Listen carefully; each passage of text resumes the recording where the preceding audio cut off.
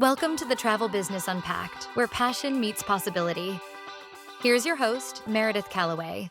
Hello, and welcome to the Travel Business Unpacked podcast. I am your host, Meredith Calloway, and on today's episode, my guest is Kim Esté, one of the founders of Besté Travel Design. Welcome to the podcast, Kim. Thanks for Thank joining you. me. Thanks for having me. It is so wonderful to have you on, and we will be doing a little bit of a part two of this episode with Kim's business partner next week. We'll be recording that, so stay tuned for the other half of Besté Travel Design on a future podcast episode. But let's focus in on Kim Esté and how you decided to take this journey of travel entrepreneurship. Let's start there. Okay. Well, I was an educator. I was a teacher for years. I taught high school students, juniors and seniors, and then I moved into administration. But as a teacher, I always took students to Europe. I took lots of students to Europe.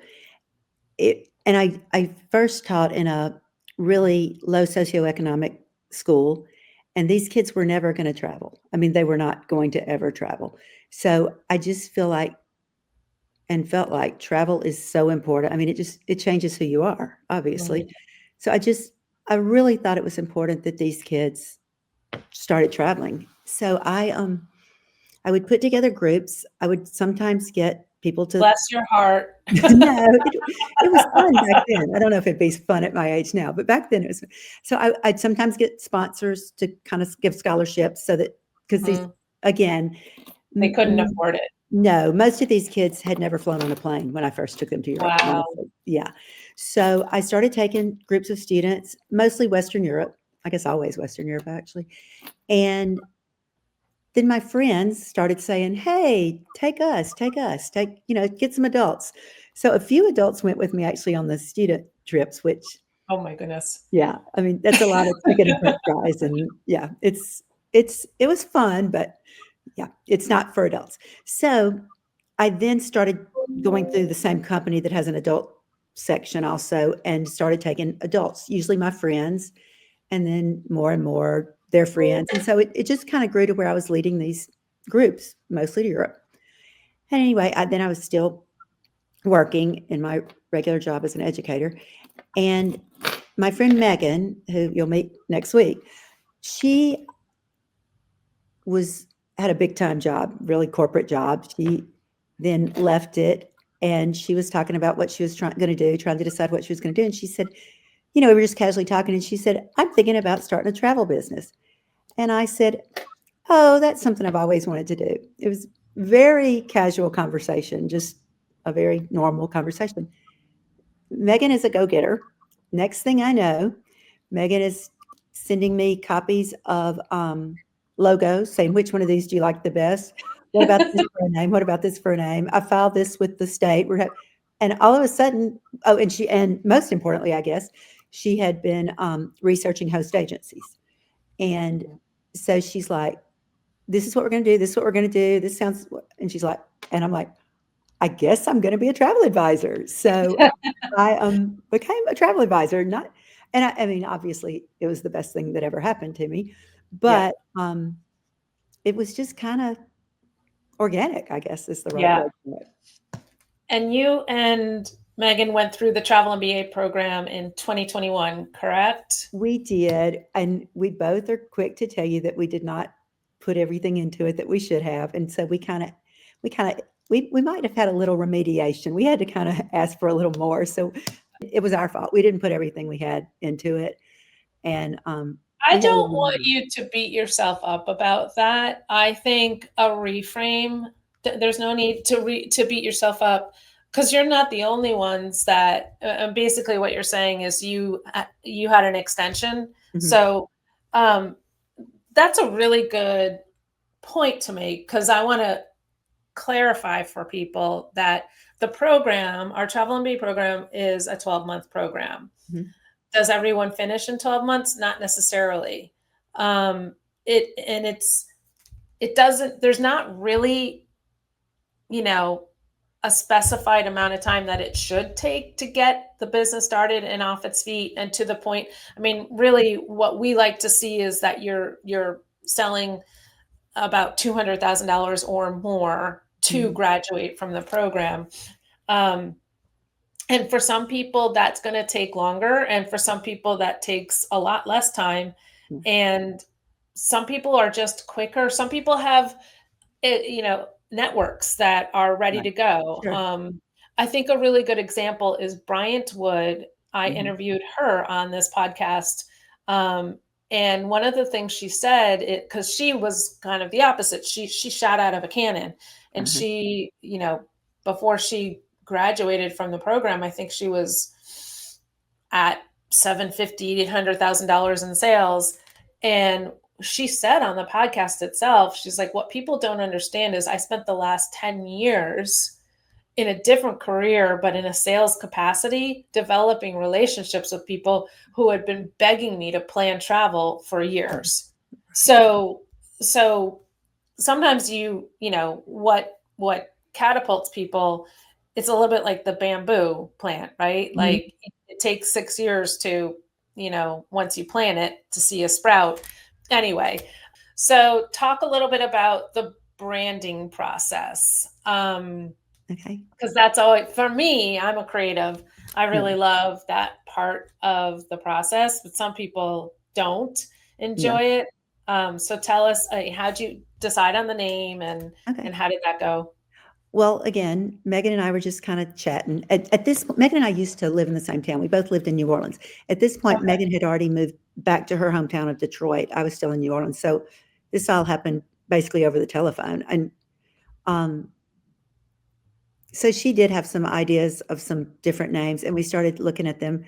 And we came up, I think she actually came up with Besté. My last name was Esté, E-S-T-E, and Megan's last name is Bjarnason. And I'm not going to spell that one because that's I have to look it up still. So anyway, she came up with this Besté. It combined the two names, and it's a kind of play on besties. We explain it on our website. Yeah, I love that. Just kind of a play on that. As far as the logo and that sort of thing, Megan really obviously asked me for my input and all, but she really had come up with it, and we've since rebranded. The last 6 months, I guess, we've done a complete rebranding. We felt like we had kind of outgrown what we did. I mean, the whole bestie, we're fun, here we go, it's all purple and all. Yeah. And we just felt like we had outgrown that. That it probably wasn't what we should have done in the first place. It wasn't really an indicator of the kind of travel we wanted to sell. So we've rebranded. We think ours is more mature now, more professional, and it's just more suited to the luxury client. Exactly. Yeah.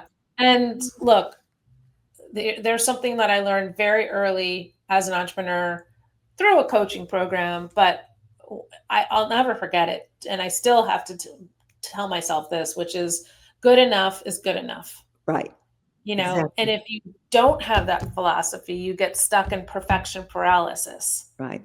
And so if you guys did that, good enough is good enough. You had a brand, you move forward with it. The name is beautiful. I think it's a great concept, and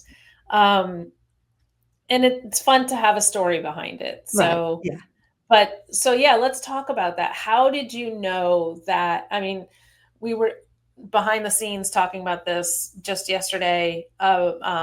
When it comes to developing a luxury brand, it's a process that takes a lot of focus and a lot of deliberate strategic thinking.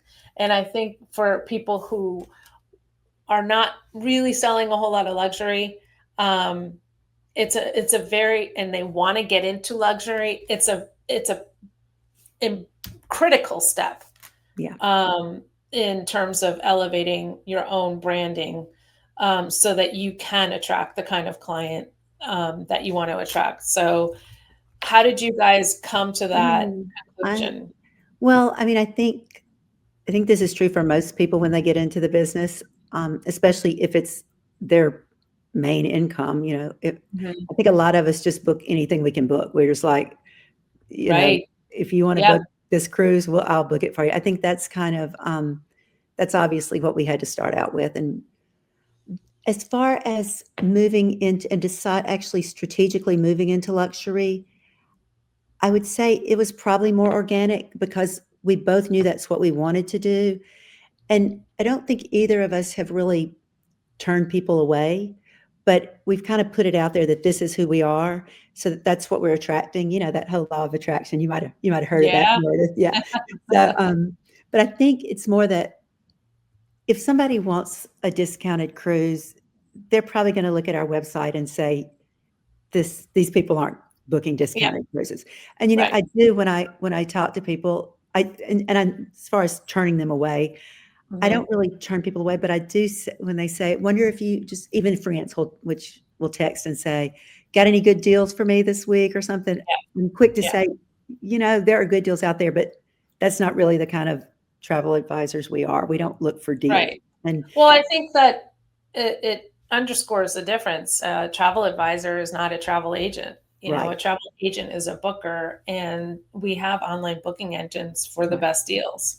Yeah, And if you wouldn't be very smart if you chose to specialize in something that put you in direct competition with an online booking right. engine. Exactly. Yeah. Yeah. It's just a bad business decision. Yeah. I think it just, we're probably not, and I think of us as just having started, but then I hear these people who literally just started and I feel, oh Yeah. my God, we've got this seniority all of a sudden.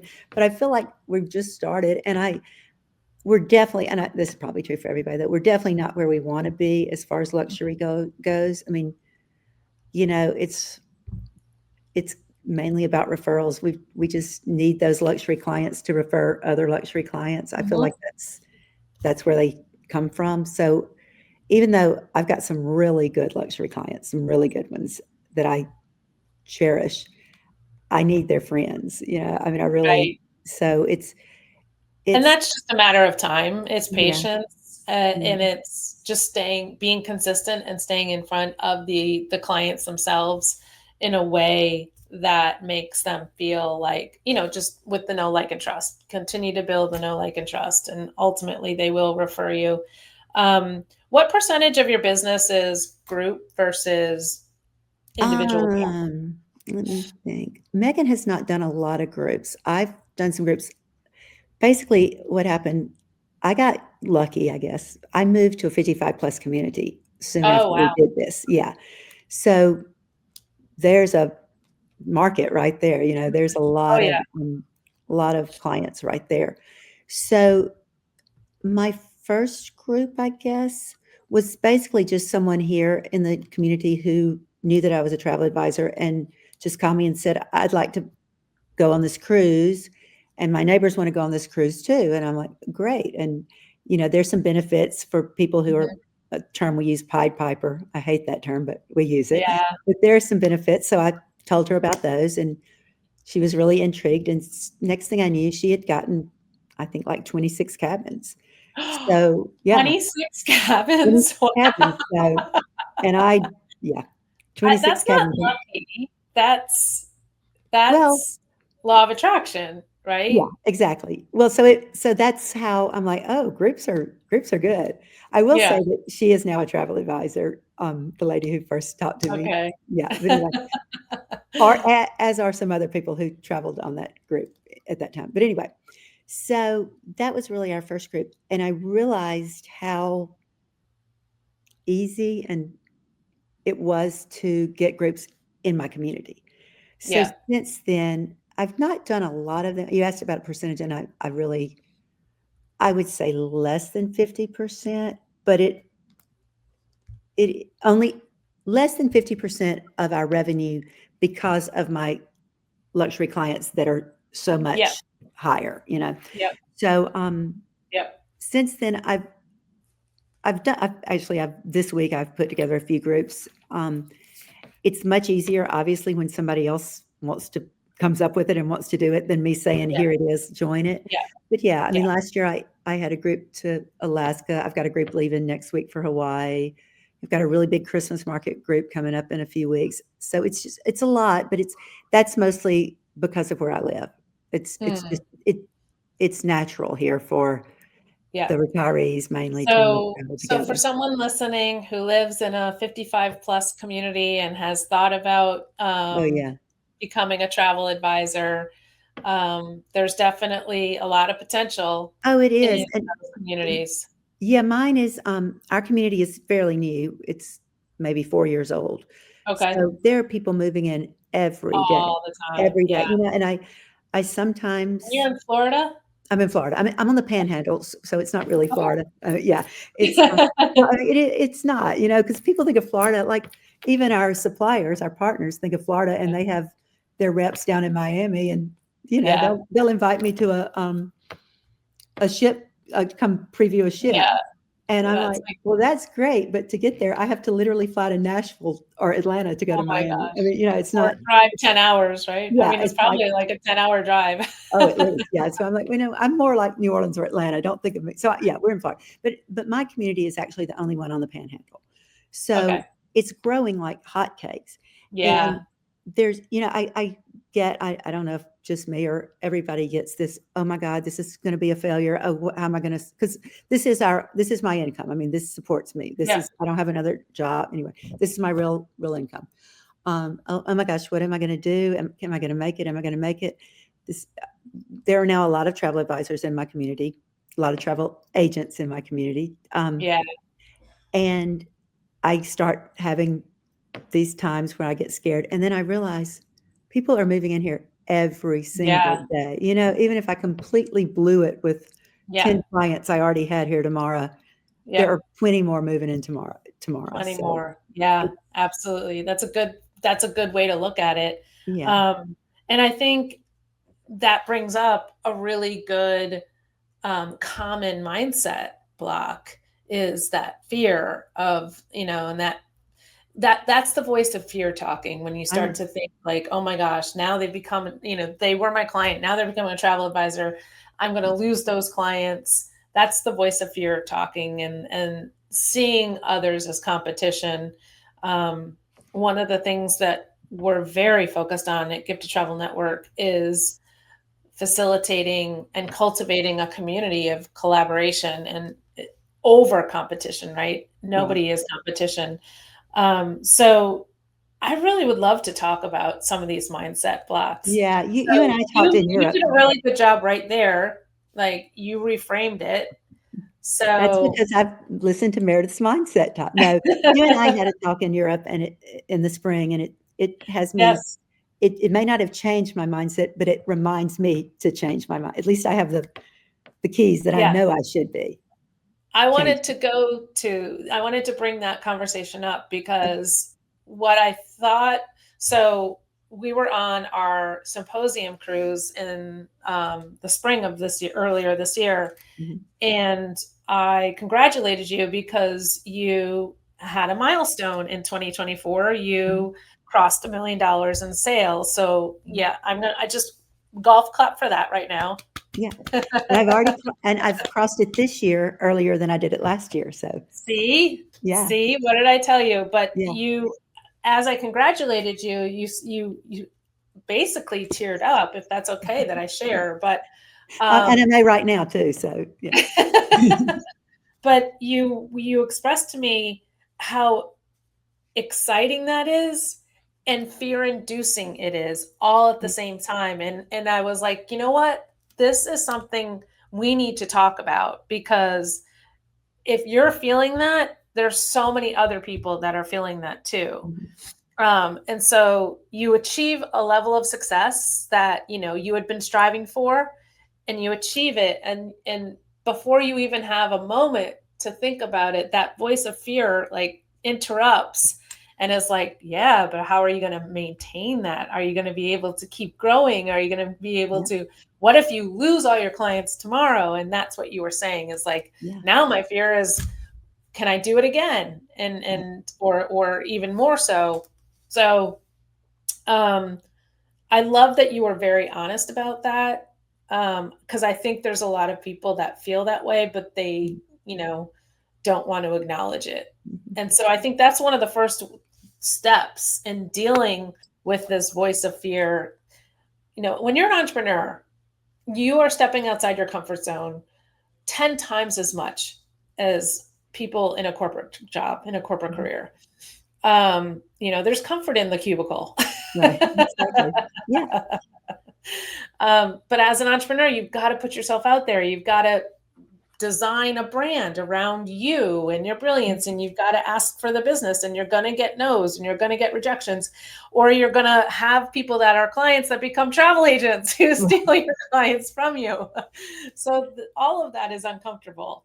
Yeah. And you have to find ways to navigate through the voice of fear that's going to come up every single time you step outside the comfort zone. So you just did it beautifully. You reframed it. You said, you know what, that does feel like it's competition, but at the same time, there are so many more people coming into this neighborhood that there's enough business for all of us. Yeah. If every other person wants to become a travel advisor in my community, there's still going to be enough business. Exactly.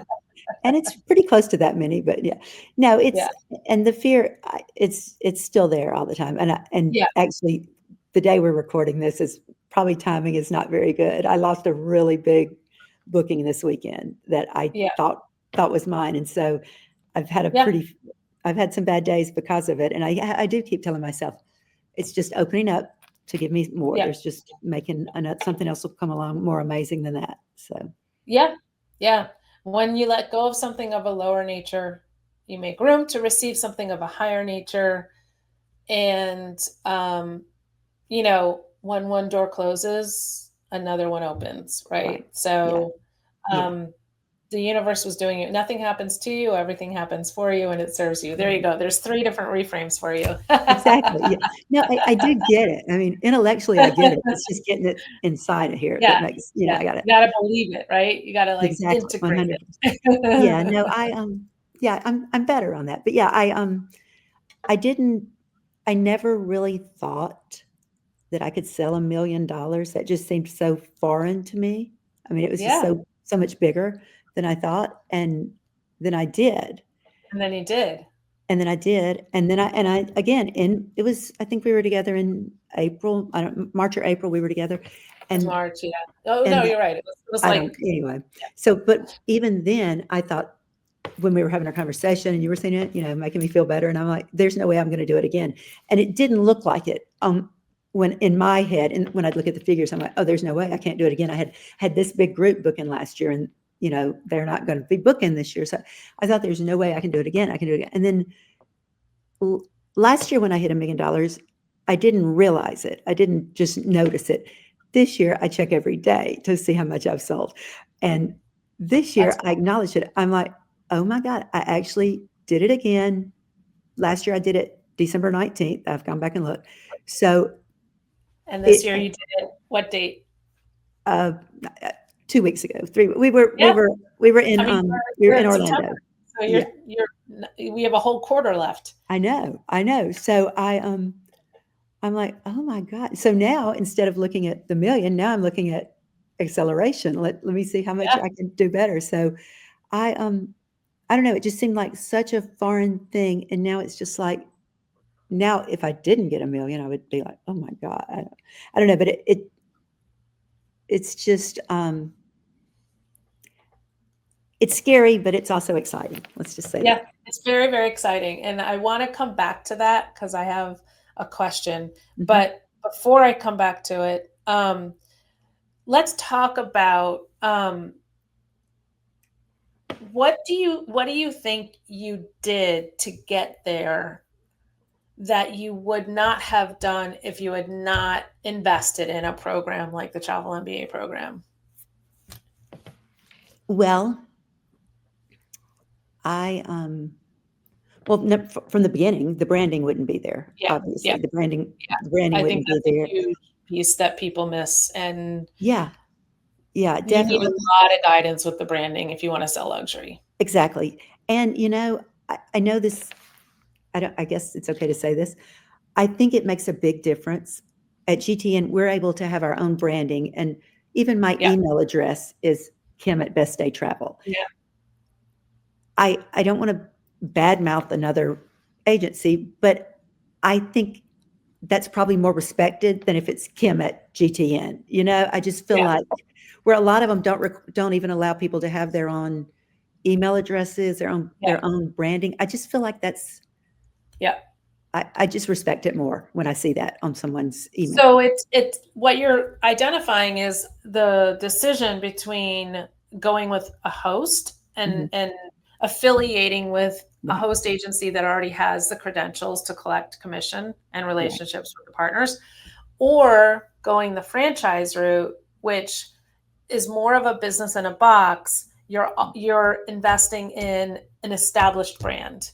Right. So that you don't have to develop a brand. Right. And I think there is a misconception just because of people from a big picture understand like what a franchise is and why go into a business that is a franchise is because it's an established brand. So you don't have to do the work of establishing that brand.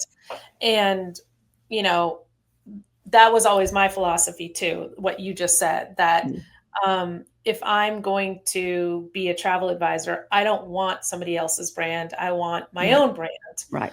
And that is one of the reasons why when I started the Global Institute for Travel Entrepreneurs and the acronym turned out to be GIFT, I was like, oh my God, this is the perfect name for this business, because my whole philosophy was you've got to build your brand around your brilliance. You've got to build your brand around your gifts and who you are as a person, so that your business and your marketing and your messaging is going to come from the heart. Right. And that makes it so much more magnetic when you're coming from the heart and not from the head. Yeah, definitely.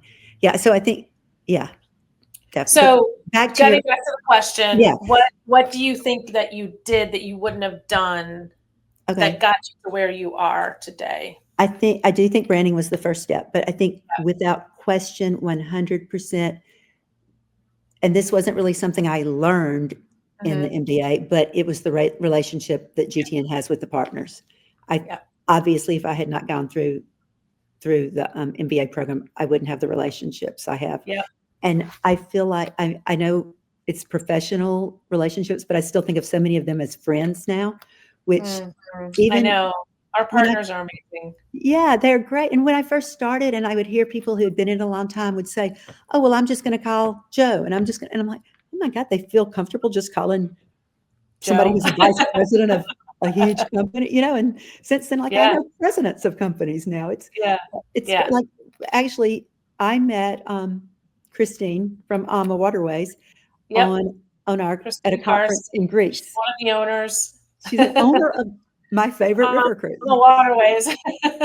So I met her in Greece, and I actually booked my first Alma Waterways cruise while we were in Greece together. So I got to say to her, I just booked an Alma Waterways. She and I both broke out in tears, and she gave me my first scarf from Alma Waterways, which but anyway, it's amazing to me, the relationships that we have, that I think Travel MBA has obviously allowed me to have those without question in my relationship with GTN. And I think that's the number one thing. The other thing, which I wish I could say I take more advantage of it. I mean, well, this is not what I'm talking about, but the technology that I have through GTN is amazing. But the things as far as learning goes, GTN, the MBA process teaches us so much about the steps and the processes and the workflows. And I am the first to admit I'm not the best at that. And I can't tell you, there's another one of my fears. I get nervous about that all the time, thinking, you got to get it together on that. You got to get it together. But I have the knowledge and I know to be doing it. Yeah, you have the awareness. Yeah. And as I grow, I know I'm not going to have a choice. I mean, I can't be selling $4 million and not have everything in place. So that is something I'm working on. I'm consciously thinking. But I know about it because of MBA. And I have mentors that can help me with that and have helped me with that. Just the other thing, just our relationships with our colleagues. We have an opportunity for weekly calls still. There's a forum. It's just, there's so much. It is a gift, even though it's not called gift by itself anymore. It is a gift. It provides so much. So I think that that's the main thing is, well, and it's crazy to say I went through this program and it's not cheap.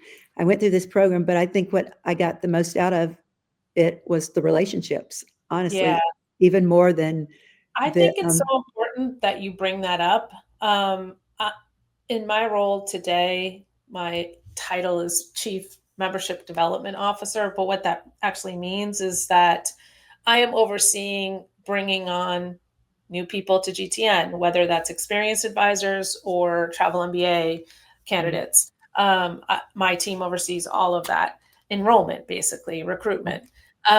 And so I have the privilege of speaking to experienced advisors considering GTN, who are eligible to bypass the travel MBA program. And it is like 80% of the time, their biggest frustration is having luxury clients, but not being able to give them the level of luxury the client is asking for. And I think if you are not currently selling luxury, I think it's not that it's a blind spot. There's just a lack of awareness of how important those relationships are yeah, to facilitate selling luxury. And if you don't have those relationships, you are going to be handicapped significantly relative to other travel advisors that are selling luxury and have those relationships. And 100%. we're not the Yeah, only host agency that offers those sure. relationships. But I think what's important about the Travel MBA program is that there is a lot of intense training on how to use those relationships, how to tap into them. Like you said, like you're learning people's first name, and but you're also being taught, oh, you have this inquiry, you really should consider this Right. DMC or this DMC or this Yeah. DMC. And I know that there's people with other hosts that are more focused on premium or mainstream travel, and they're not trained with how to work with a DMC. And a DMC can be a complete game changer, a Oh, destination management company, complete game changer, right? 100%. I mean, I couldn't do most of the business I sell without DMCs. I mean, I it's amazing what they can come up with, and just that they're there to take care of them. I have travelers right now in Spain today who realized that they were gonna be at a hotel too early tomorrow morning, Right. and so I called the DMC, and I mean, the clients were willing to pay for another night, but now they're gonna be Right. able to get there Get at into 6 in their the room morning. right away. Yeah, and it's, it's very last minute. I mean, it was really last minute when you consider that they're ahead of us in time. So, but I mean, it's working out, Right. isn't it? But I wouldn't have been able to get that hotel, get it all, Yeah. pay the hotel, get it, but Right. because I had the DMC, they took care of it. And it's They just, took care of it. it's Yeah. all that it's with everything. It's all the time, even if something goes wrong. Yeah. Even if something goes wrong, that the DMC, like if a DMC happens to have booked a tour or tour guide that wasn't what they normally do, they're gonna take care of that too. Mhm. It's just they're just great to have. I mean, I love working with DMCs. Yeah. The other thing that the Travel MBA program that I've only kind of figured out in the last 6 months or so, what it does is it gives you access to partners that probably would never speak to you. And it's because of our name. Our partners understand how intense that program is. And so if you're in that program, it's almost like a uh, stamp of approval. Mhm. Like this person's serious. This Right. person probably will have clients. They're not going to waste your time. Right. And yeah, there's an enormous level of respect that you Mhm. get as a new travel advisor because Yeah. you can name drop and say, I'm with Gifted Travel Network and I'm in the Travel MBA program. And they're much more likely to, really consider, oh, wow, this is a conversation that I need to be there for. And you deserve the props for that. No, thank That's you. yeah, seriously. Yeah, you've provided that for us. Yeah. Yeah. Yeah. So what other mindset blocks do you think that you've had to overcome or are still working I was on about to say, overcoming? yeah, that's a past tense there. Well, obviously, that I'm going to lose all my clients tomorrow. Everything, I mean, Yeah, yeah, everything's yeah, going yeah. that That's this just the drunk monkey talking. no, I like that. I wish you could see across the room this monkey I have out here. But anyway, Oh, that's so funny. yeah, I really, well, the main one is that it could be a real job, that this is a real job, Yeah, yeah, yeah, I, you, I think everybody's heard their whole life, find something to do that you love and it won't yeah. ever feel like work. I think my grandfather first said that, and he owned a liquor store, so that was probably apt for him, actually. He was in the liquor. Anyway, but work by definition is work, right? Yeah. So why would you love drudgery or toiling Right, or whatever the words right. synonyms for work are? So it just truly, it never crossed my mind, even as I was doing this, I always thought it would be a side job. I Yeah, thought I thought I was getting into it too late. I'm older. I thought I was starting too late. I thought this would only be a job to supplement my income. It was really hard for me to change my mindset that this could be a career, even at my age, that this could be a real career. And it's my real job. I'm doing well at it. It's a you are career, doing all at it. and I love it. So it's all of those things. There is some past tense. That one's gone. I do see that it can be a career now. Yeah. And Well, you know what's cool about that, and I'll let you finish your thought, yep, but I just want you, I want to identify this for you, okay. that I I have no doubt that you are actually becoming an inspiration right now for other people who have thought, really, can you really make this a Right, career? You're right. inspiring people that yes, it really can be. It, And people who are thinking, you know what? It's too late for me to try and do mhm, something new. yeah, You're inspiring those people too. yeah. I So, mean, that's 21, 20. I was close to 60 when we did this. right. Um, so that's pretty late. I mean, I live in a community of all retirees, and here I am, the only one with a real job every day. But again, I love this job. Yeah. It's really crazy. I should have more work-life balance, but it's hard to when this is You what love I what you actually do. like. Yeah. I love doing it. So, if I'm talking to somebody about a trip at a cocktail party, I'm Mhm. working, but I'm Right. also having fun at a cocktail party. So Yeah. it's really it's it's it's my identity now. It's becoming more of my Yeah. identity. And I love what you said though. It brings like a whole new definition to work-life balance. yeah, I mean You don't it have to is. worry about it as much. Yeah, that's true.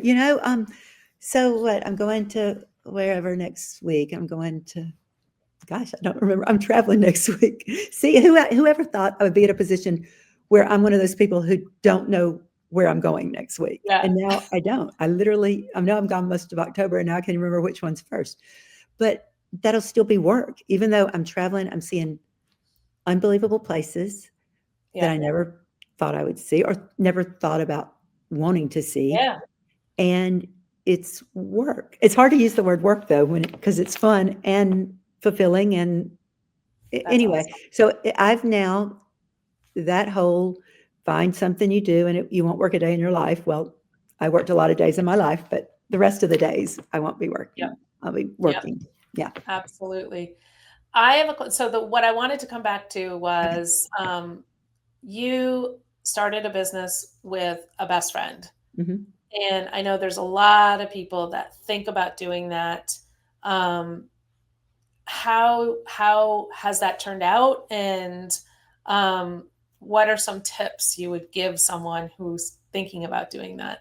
Okay. Well, you're probably going to get completely different answers this week than when you speak to Megan next week because Megan she's the best. She's the best day. She's the best. He is the best. She she is so generous with her skills.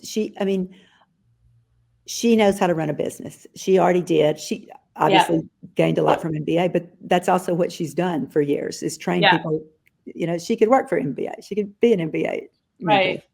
But she's very generous with that and with giving me credit for things that she's really done. I mean, truly, she's great about that. It's I don't think she's ever resentful when I get an award or something like Right. that. And I don't know that if the roles were switched, if I would be as great as she is, to be honest. So it's been really good because of our personalities. There are so many ways that we are exactly alike, at 100% alike. And then there are so many ways where we are completely different. I mean, I shouldn't be, but I'm still just throwing things at the wall, hoping it'll stick, where Megan is meticulous and strategizes and knows exactly how it should be done. And I know I should be more like that. I do. But it's been good. I mean, I do think you have to recognize people's strengths and weaknesses, obviously, if it's something you're going to look at. I guess if we were both throw it against the wall hoping it'd stick, it probably wouldn't work as well. But it is. It's. I think if you are looking at it, if someone is looking at it, I think that's something they'll have to look at, is not just their personalities, but also their styles of and how they feel about a business. Yeah. I know we don't like to talk about desperation, but I mean, I didn't have a choice once I decided to do this. It's it. I mean, I didn't have a choice. This is what, once I decided this was going to be my job, it had to be my job. So I think that idea has to be respected by the other person. And Megan does a great job of doing that. Megan's a lot younger than me. She probably could have 3 or 4 more careers if she wanted to, but she doesn't. She's happy with this one. But I think Megan respects that. She knows that, oh gosh, Kim has to succeed at this, and that's good. Yeah. So I don't know.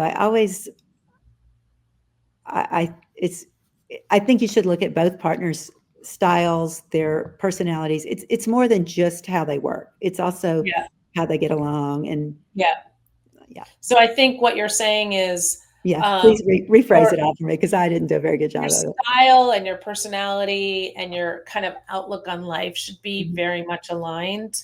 Right. But your skill not necessarily similar, but aligned. Not necessarily similar, but aligned. But it is kind of important to find someone with complementary skill set. Exactly. Yeah. I think we definitely have those. I mean, we both have personality. There's some that we both have, but as far as work styles, we're very different. And I think they're complementary. I do. I think sometimes I would try something that Megan wouldn't try yet, because where Megan is like, oh, Kim, you need to slow down. I mean, she doesn't tell me that, and I don't tell her that, but she would probably think in her head, oh my God, Kim is just diving right into this. We need to do this more strategically. Yeah. So it's really good to have the person who's full of ideas or really good at sales. But typically the person who is either the idea generator, the starter, is not the person that's going to be wanting to, set goals and track and be meticulous. And so you really want, if you're going to do that, you definitely want to find, a complement of skill sets. That's really important to look at. And be honest with yourself. If your skill sets are very much on top of each other, it may not be the best partnership, or find a third person. Right.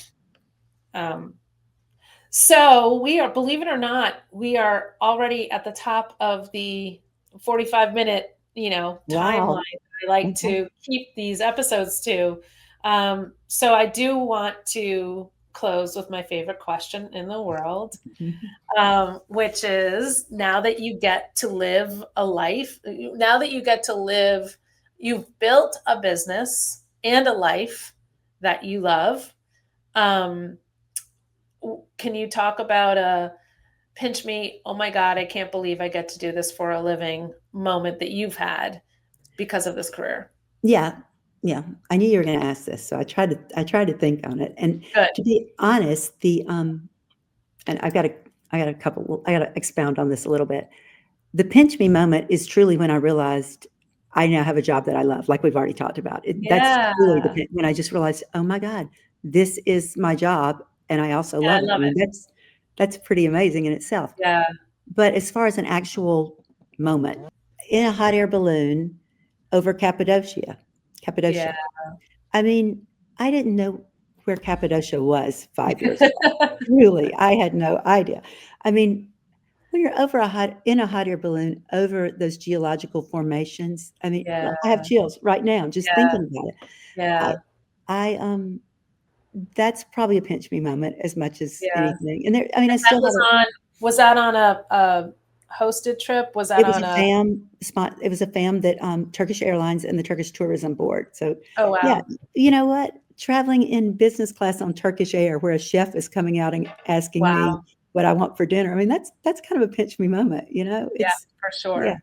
yeah, and I Wow. didn't even have to use my miles to have it. I mean, they took care of it. So, yeah. Right, So, exactly. yeah. So I mean, and truly, honestly, traveling in business internationally is a pinch me moment for Yes, me it now. is. It really is. I mean, Yeah. that's not something when I find out I don't get to sit up there now, I'm like, who am I? I'm so spoiled now. How did this happen? But I mean, it is a pinch me moment if you and I hope I'm mindful enough to appreciate those as they're Yeah. happening. Because, Mhm. you know, 10 years ago, I wasn't flying in business class. Mhm. And now, believe me, it's not because of I'm making some great income. It's not about that. It's just the opportunities are presenting themselves. Like Yeah. Turkish Air gave me that trip, you know? Yeah.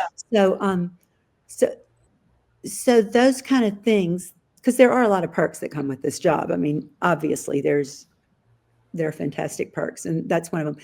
And those are all pinch me moments, but I think it's really important that I realize I'm being pinched. I need Yeah. to pinch myself right then and Yeah. realize it, and that it's something special, that it's happening, Present to it. and being more in that moment, be more aware.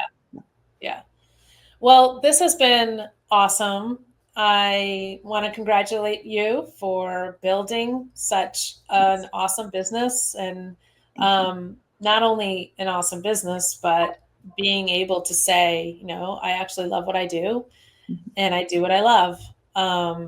And so, congratulations. Thank you. Thank you for your time and being a Yeah, guest on thank today's you. episode. Thank you for giving all of us this opportunity to do this. I Yeah. mean, you're the reason we get to do this. Well, thank you. I do. I mean, I'm on a mission to elevate the profession and to, really give this career path a platform because it is a viable career path. It's crazy. That's crazy. Yeah.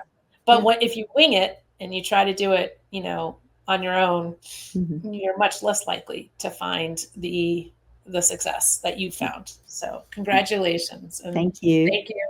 And thank you everyone for listening to today's episode, and we'll see you on the next one. Bye everyone.